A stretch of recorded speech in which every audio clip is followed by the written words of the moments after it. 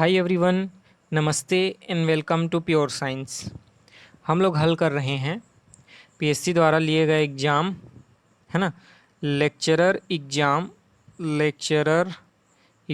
2019 SLEA, जिसका code था SLEA 2019। इस वाले एग्ज़ाम के क्वेश्चन को हम सॉल्व कर रहे हैं। फिजिक्स पेपर है यह, फिजिक्स का, है ना। फिजिक्स के क्वेश्चंस को हम सॉल्व कर रहे हैं, ठीक है। तो इसी क्रम में यह अगला वीडियो है। इसके पहले के क्वेश्चन को हमने हल कर लिया है। देखते हैं प्रश्न क्या है, उसका आंसर देने की कोशिश करेंगे, ठीक है। ए बी एवं सी डी दो एक समान छड़ें हैं। यहाँ देख सकते हैं ए बी एक छड़ है और सी डी एक छड़ है, दो एक समान छड़ें हैं। प्रत्येक की लंबाई एल एवं द्रव्यमान एम है। द्रव्यमान दोनों का एम एम है और लंबाई एल एल है। तो इनको जोड़कर चित्र के अनुसार इस प्रकार से क्रॉस बनाया गया है। क्रॉस का साइन के जैसे बनाया गया है। दोनों छड़ों के बीच का जो समद्विभाजक है, ये एक्स वाई का जो डैश डैश डॉटेड लाइन है ना, ये समद्विभाजक है। दोनों को बराबर भाग में डिवाइड करता है एक्स वाई लाइन जो है। तो इसके परितः, इस एक्स वाई लाइन के परितः इस सिस्टम का ए बी सी डी का जो सिस्टम बना हुआ है, दो छड़ों का ए बी सी डी छड़ों का सिस्टम बना हुआ है, इसका ये डॉटेड लाइन एक्स वाई के परितः जड़त्व आघूर्ण कितना होगा, यह हमको बताना है। तो जड़त्व आघूर्ण, है ना, moment of inertia I is equal to क्या होता है, 2 into 1/12 M L square sine square 45 degree, ठीक है। साइन स्क्वायर 45 डिग्री, क्योंकि 45 डिग्री में ये काट रहा है दोनों को, है ना। देखिए यहाँ पर हो क्या रहा है, मैं बता दे रहा हूँ। दो छड़ हैं, ठीक है। 1/2 ml स्क्वायर होता है एक किसी छड़ का। देखिए अगर ये एक छड़ है तो इस छड़ के गुरुत्वीय जो सेंटर ऑफ मास है, गुरुत्व केंद्र है, इस गुरुत्व केंद्र से गुजरने वाले किसी एक्सिस एक्स वाई के रेस्पेक्ट में जो मोमेंट ऑफ इनर्सिया या जड़त्व आघूर्ण होता है, वह होता है 1/2 m mass of the body और L square length of that body, ठीक है। तो मास कितना है, m है, लेंथ कितना है, l है, तो ml² होता है, ठीक है, अगर सेंटर ऑफ मास से गुजर रहा हो तो। लेकिन यहाँ पर हमारे पास दो छड़ हैं तो 2 से मल्टीप्लाई करेंगे और दोनों छड़ एक दूसरे से 45 डिग्री पर झुके हुए हैं, तो साइन स्क्वायर 45 डिग्री, ठीक है। साइन स्क्वायर कितना, 45 डिग्री। ये इसको भी मल्टीप्लाई करना पड़ेगा, 2 से मल्टीप्लाई करेंगे क्योंकि दो छड़ है और एक छड़ का जड़त्व आघूर्ण होता है 1/2 ml स्क्वायर। तो टोटल कितना हो जाएगा, I will be is equal to 2 into 1/12 M L square sine square 45 degree. Sine 45 is equal to 1/√/2, तो इसलिए ये हो जाएगा 1/2 क्योंकि स्क्वायर है। m हो जाएगा, l स्क्वायर हो जाएगा, 6 हो जाएगा इंटू 1/2, ठीक है। क्यों वह यहाँ 6 हो जाएगा, क्योंकि 2 इंटू 12 था, 2/12 था, तो हो जाएगा 1/6, है ना। ml स्क्वायर 1/6 हो जाएगा, इंटू क्या होगा 1/2, ठीक है। दोनों को फिर से मल्टीप्लाई करेंगे तो 1/12 हो जाएगा, ठीक है।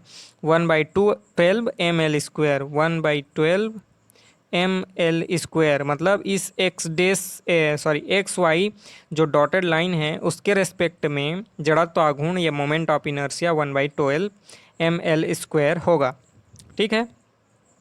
अगला क्वेश्चन है, एक वस्तु को 100 डिग्री सेल्सियस से 70 डिग्री सेल्सियस तक ठंडा होने में 4 मिनट समय लगता है। न्यूटन का शीतलन नियम के अनुसार यह क्वेश्चन है, ठीक है। तो उसके अनुसार क्या, एक वस्तु को 100 डिग्री सेल्सियस से 70 डिग्री सेल्सियस तक ठंडा होने में 4 मिनट का समय लगता है। यदि कमरे का यानी सराउंडिंग तापमान टेम्परेचर 15 डिग्री सेल्सियस है, 15 डिग्री सेल्सियस है, तो 70 डिग्री सेल्सियस से 40 डिग्री सेल्सियस तक ठंडा होने में कितना समय लगेगा। 70 डिग्री सेल्सियस से 40 डिग्री सेल्सियस तक ठंडा होने में कितना लगेगा। न्यूटन का शीतलन नियम according to law of cooling, Newton's law of cooling क्या होता है, न्यूटन्स लॉ ऑफ कूलिंग के अनुसार ये फॉर्मूला होता है। क्या होता है formula? Temperature at a certain time, temperature at a certain time Ts is equal to surrounding temperature 15 degree है, 15 डिग्री सेल्सियस सराउंडिंग टेम्परेचर है ना, यहाँ देख सकते हैं हम कमरे का ताप कितना है 15 degree Celsius, plus starting temperature minus surrounding temperature at that time. तो स्टार्टिंग टेम्परेचर था 100 डिग्री सेल्सियस और अभी टेम्परेचर है 70 डिग्री सेल्सियस। तो starting temperature minus surrounding temperature into exponential of del into T, जहाँ पर डेल जो है कूलिंग कांस्टेंट है और टी कूलिंग होने में कितना समय लगा वह है। ठीक है, क्या होता है एक बार और फॉर्मूला, Ts मतलब temperature at a certain time is equal to surrounding temperature, यहाँ पर 15 डिग्री सेल्सियस है, plus starting minus current temperature, starting temperature minus current अभी जो है उसका टेम्परेचर, तो स्टार्टिंग था 100 माइनस करंट टेम्परेचर है 70 degree, into exponential of cooling constant del और टेम्परेचर टाइम लगा हुआ टाइम 4 मिनट। ठीक है, तो कूलिंग कांस्टेंट को यहाँ रखेंगे, टाइम से 4 मिनट से मल्टीप्लाई करेंगे, सबको सॉल्व करेंगे तो हमारे पास आंसर आएगा 7 मिनट। मैं पूरा सॉल्व करके नहीं बता रहा हूँ, जो आंसर आएगा वह बता रहा हूँ 7 मिनट। क्यों? यहाँ पर ये फार्मूला में देखिए 15 प्लस 100 माइनस 70 यानी 30 हो जाएगा, 30 into exponential E to the power del into T यानी टाइम 4 मिनट, वो सबको सॉल्व करेंगे तो 7 मिनट का जो है टाइम अपने पास आएगा। ऑप्शन डी जो है सही उत्तर है, 7 मिनट का समय लगेगा। ठीक है, ठीक, चलिए अगला देखते हैं।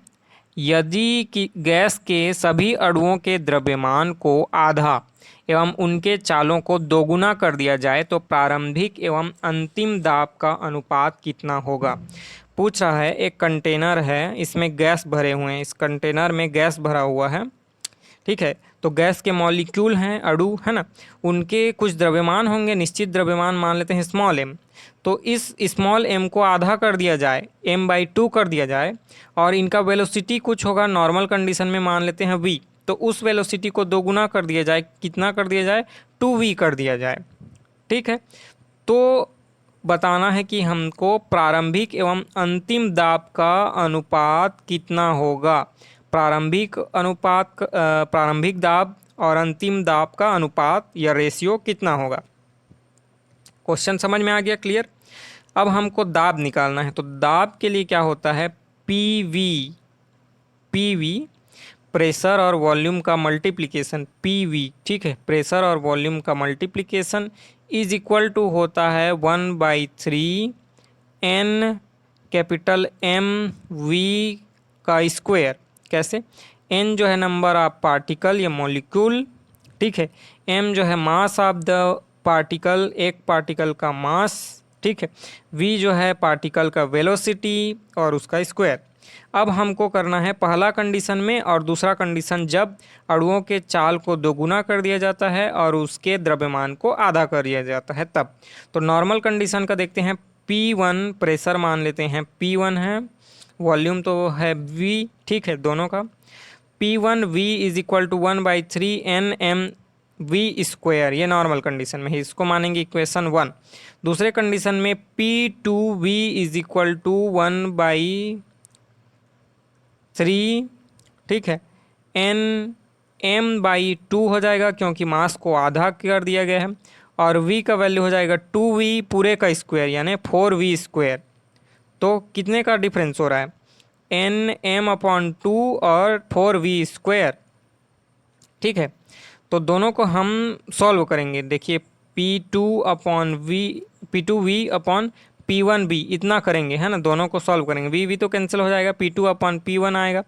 ठीक है, तो P2/P1 जब आएगा तो देखिए 4/6 NmV का स्क्वायर, है ना, ये हो जाएगा P2 के कंडीशन में, P2V बराबर हो जाएगा 4/6 NmV स्क्वायर, क्योंकि ये V था वो 2V था, तो उसका 2 जा 4 हो जाएगा 4V स्क्वायर, और 1/3 था इंटू M/2 आया ना, क्योंकि मास को आधा कर दिया गया है, तो 3 × 2 बराबर 6 हो गया।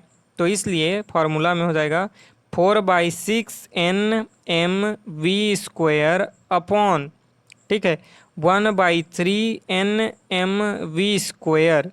तो ये सब तो कैंसिल आउट होगा, ये 3 ऊपर जाएगा तो 1/2 होगा, 1/2 बचेगा। ठीक है, कितना बचेगा? तो P2V upon P1V is equal to होगा 1/2, 1/2। ठीक है, तो रेशियो कितना होगा? 1:2, मतलब 1:2 के अनुपात में प्रारंभिक दाब और अंतिम दाब का अनुपात होगा। कितना होगा? 1/2 या 1:2, 1:2। ऑप्शन बी यहाँ पर सही उत्तर है। ठीक है, इस वीडियो में इतना ही रखेंगे। अगले वीडियो में आप बाकी के प्रश्नों को हल करेंगे। कोई भी दिक्कत हो तो आप कमेंट करके पूछिएगा। मिलेंगे अगले वीडियो में, तब तक के लिए नमस्ते, धन्यवाद, थैंक यू।